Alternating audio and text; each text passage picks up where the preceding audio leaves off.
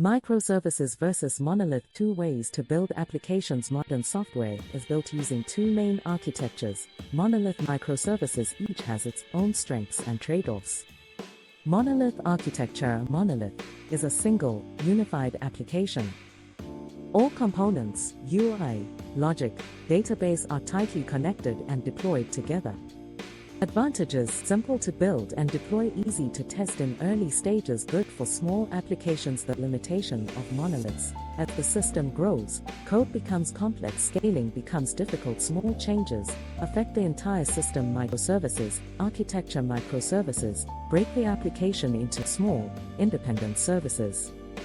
Each service handles a specific function and can be deployed separately.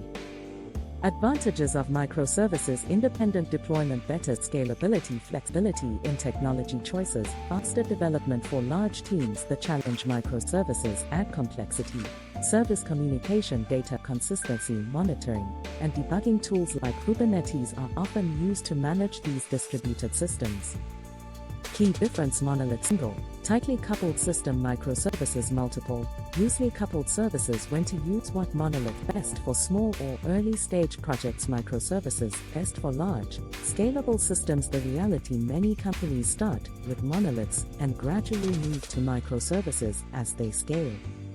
The future: microservices dominate modern cloud applications, but the right choice depends on system size, team structure, and business needs.